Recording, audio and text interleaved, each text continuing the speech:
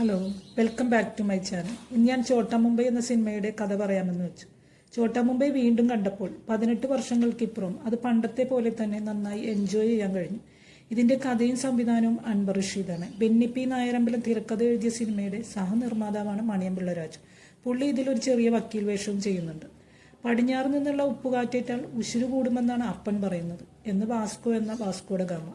അപ്പനായ മൈക്കിളാശാന് കാർണിവലിന്റെ അന്ന് പ്രദർശന കുസ്തി നടത്തണമെന്നല്ലാതെ മറ്റ് യാതൊരു ദുശീലവുമില്ലെന്നാണ് വാസ്കോ പറയുന്നത്. കൂട്ടുകാർക്കിടയിൽ പ്രായം കൊണ്ടും ഉശിരി കൊണ്ടും തലയെടുപ്പോടെ നിൽക്കുന്നത് കൊണ്ടാവും തലയെന്നാണ് അവർ വിളിക്കുന്നത്. കൂട്ടുകാരായ ചന്ദ്രപ്പനും സൈനും എന്തിനാണ് ഇങ്ങനെ ഓടുന്നത്? നിങ്ങൾ വിചാരിക്കും 100 മീറ്റർ ഓട്ട മത്സരമാണ് എന്ന്. അല്ല, പുറകിൽ പോലീസുണ്ട്. ഇവർ ഒപ്പിക്കുന്ന എല്ലാ ഗുലുമാലുകളും അവസാനം തലയുടെ തലയിൽ തന്നെ വന്നു ചേരും. മൈക്കിളാശാന്റെ ഒരേ ഒരു പെങ്ങൾ റോസ്ലിയുമായി 16 വർഷമായി മിണ്ടിയിട്ടില്ല. അമ്മായിയുടെ കെട്ടിയവന്റെ 1ാം ചരമവാർഷികത്തിന് മൈക്കിളാശാൻ കൊല്ലത്ത് ഗുസ്തി മത്സരത്തിന് പോയതാണ് കാരണം. ഒരു പണിക്കും പോവാതെ കൊട്ടേഷനും തല്ലുമായി നടക്കുകയാണ് എന്ന അപ്പന്റെയും നാട്ടുകാരുടെയും പരാതി തീർക്കാൻ തലയും പിള്ളേരും പണിക്ക് പോകാമെന്ന് വെച്ചു. സുശീലന്റെ അമ്മാവൻ വാസൂട്ടൻ മലേഷ്യയിൽ കൊണ്ടുപോകാമെന്ന് പറഞ്ഞപ്പോൾ അപ്പനറിയാതെ വീടിന്റെ ആധാരം പണയപ്പെടുത്തി എല്ലാവർക്കും വേണ്ടി 3 ലക്ഷം രൂപ വാസൂട്ടന്റെ കയ്യിൽ കൊടുത്തു. പക്ഷെ വാസൂട്ടൻ പൈസയുമായി കടന്നു കളഞ്ഞു. ഇതിനിടയിൽ അമ്മായിയുടെ മകൻ ടോമിച്ചൻ പുല്ലേപ്പടി ആൻ്റപ്പന്റെ ആളുകളുമായി ഏറ്റുമുട്ടിയപ്പോൾ ട്യൂബ് ലൈറ്റ് കൊണ്ടുള്ള അടിയേറ്റ് പെങ്ങളുടെ കണ്ണിന്റെ കാഴ്ച പോയി. ടോമിച്ചൻ ആകെ സങ്കടത്തിലായി. ജീവിതം ഇങ്ങനെ ചോട്ടാ മുംബൈ എന്ന തെരുവിൽ കൊട്ടേഷനും അടിയുമൊക്കെയായി സംഭവബഹുലമായി മുന്നോട്ട് പോയാലും പോയ വർഷത്തെ എല്ലാ ദുഃഖങ്ങളും മറന്ന് പുതുവർഷത്തെ വരവേൽക്കാൻ ഡിസംബർ 31 കാർണിവൽ അവർക്കൊരാവേശമാണ്. ആഘോഷത്തിനിടയ്ക്ക് സസ്പെൻഷനിലുള്ള CI നടേശന്റെ അനിയൻ സതീശൻ ഒരു ഗുജറാത്തി പയ്യനെ എല്ലാവരുടെയും മുന്നിലിട്ട് കുത്തിക്കൊന്നു. ഇതിനിടെ മൈക്കിളാശാൻ കൂട്ടുകാരനായ പാമ്പ് ചാക്കോച്ചന്റെ മകളെ പോയി പെണ്ണ് കാണാൻ തലയോട് പറഞ്ഞു. തലയുടെ പേര് തിരിച്ചിട്ടാൽ പെണ്ണിന്റെ പേരായി ലത. പക്ഷെ തല പെണ്ണ് കാണാൻ ചെന്നപ്പോൾ ലത പറഞ്ഞു, ഞാൻ ഡ്രൈവർ സുനിയുമായി ഇഷ്ടത്തിലാണ്, ഞങ്ങൾ ഒളിച്ചോടാൻ നിൽക്കുകയാണ്, അതുകൊണ്ട് ചേട്ടൻ എന്നെ ഇഷ്ടപ്പെട്ടില്ലെന്ന് അപ്പനോട് പറയണം. തല പറഞ്ഞു, അതൊന്നും സാരമില്ല, കൊച്ചു ധൈര്യമായിട്ട് പോയിക്കൂ. ഇതിനിടയിൽ തലയെ അന്വേഷിച്ച ബാങ്ക് മാനേജർ വന്നു. പലിശയടക്കം 4 ലക്ഷം രൂപ അടച്ചില്ലെങ്കിൽ വീട് ജപ്തി ചെയ്യുമെന്ന് പറഞ്ഞു. അപ്പോഴാണ് ലത വരുന്നത്. ചേട്ടൻ, ഞാൻ നാളെ രാവിലെ വിളിച്ചോടും. അതിനു മുമ്പ് അപ്പന് വേണ്ട ചിലവിലേക്കായി എൻ്റെ ഓട്ടോ ആർക്കെങ്കിലും വാടകയ്ക്ക് കൊടുക്കണം. ആ കാശ് എല്ലാ മാസവും അപ്പനെ ഏൽപ്പിക്കണം. തല ഓട്ടോയും RC ബുക്കും സുശീലിനെ ഏൽപ്പിക്കാൻ പറഞ്ഞു. ഓട്ടോ പൊന്നുപോലെ നോക്കുമെന്ന് സുശീലൻ പറഞ്ഞു. പോകാൻ നേരം ലത പറഞ്ഞു, ചേട്ടാ, എനിക്ക് സുനിയായിട്ട് വലിയ പ്രേമമൊന്നും ഉണ്ടായിട്ടില്ല. 4-5 വർഷം പുറകെ നടന്നപ്പോൾ സമ്മതിച്ചതാ. ഇപ്പോൾ ഞാൻ ചെന്നില്ലെങ്കിൽ കെട്ടിത്തൂങ്ങി ചാവുമെന്നാണ് അവൻ പറയുന്നത്. അവൻ അങ്ങനെ എങ്ങാനും ചെയ്താൽ എനിക്ക് വിഷമാവും. ചേട്ടനെ നേരത്തെ കണ്ടിരുന്നെങ്കിൽ ഞാൻ ചേട്ടനെ കെട്ടിയേനെ. തല പറഞ്ഞു, കുഴപ്പമില്ല, കൊച്ചു പൊയ്ക്കും. തലയ്ക്ക് ചെറിയ വിഷമമുണ്ടല്ലേ? സുശീലൻ ചോദിച്ചു. ആദ്യമായിട്ട് പെണ്ണ് കണ്ട പെണ്ണല്ലേ? തല പറഞ്ഞു. ലത പോയപ്പോൾ സുശീലൻ പറഞ്ഞു, ചേട്ടാ, നമുക്ക് ഈ ഓട്ടോ വിറ്റിട്ട് ബാങ്കിലെ പൈസ അടക്കാം. ഉടനെ തല പറഞ്ഞു, എടാ, എന്ത് കണ്ണിച്ചോരിയില്ലാതെ വർത്താനമാണ് നീ പറയുന്നത്? ഓട്ടോ വിൽക്കാനോ? വേണ്ടടാ, നമുക്കിത് പണയം വെക്കാം.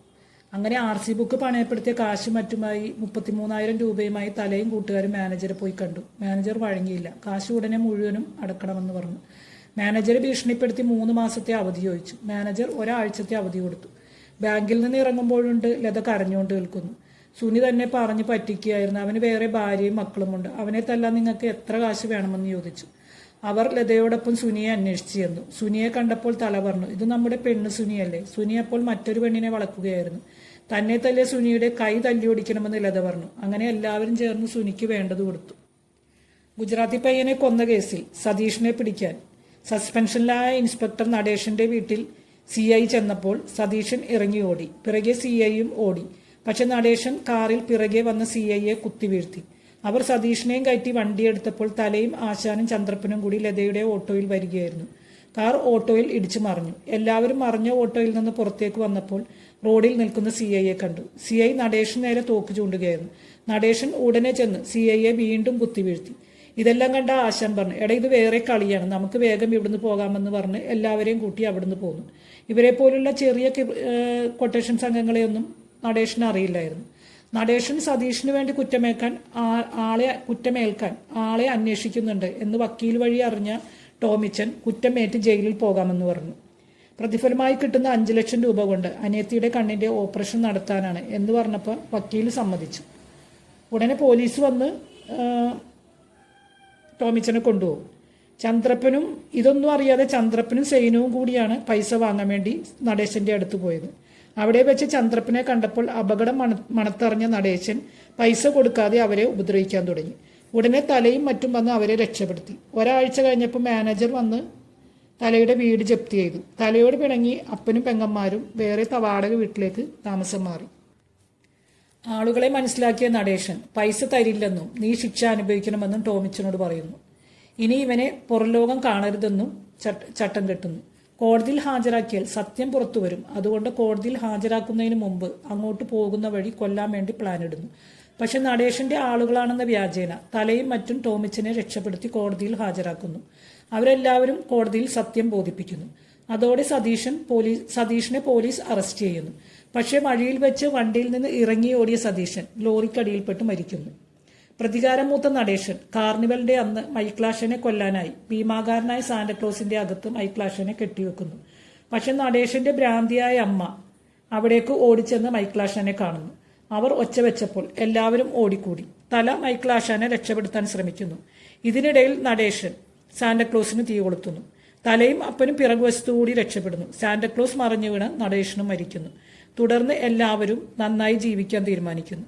ടോമിച്ചൻ ഒരു ചായക്കട തുടങ്ങി. തല ലതയെ കല്യാണം കഴിച്ച് ഇതുപോലെ തന്നെ വേറൊരു കട തുടങ്ങി നന്നായി ജീവിക്കാൻ തുടങ്ങി. സുശീലൻ അപ്പൻ്റെ കൂടെ പണിക്ക് പോയി. ചന്ദ്രപ്പനും സെയിനും വീണ്ടും ഓടിക്കൊണ്ടിരുന്നു. പോലീസ് അവരുടെ പിന്നാലെ. കഥ നിങ്ങൾക്ക് ഇഷ്ടമായെങ്കിൽ നിങ്ങളുടെ അഭിപ്രായങ്ങൾ രേഖപ്പെടുത്തുക. വീഡിയോ ഇഷ്ടമായെങ്കിൽ ലൈക്ക് ചെയ്യുക, സബ്സ്ക്രൈബ് ചെയ്യുക.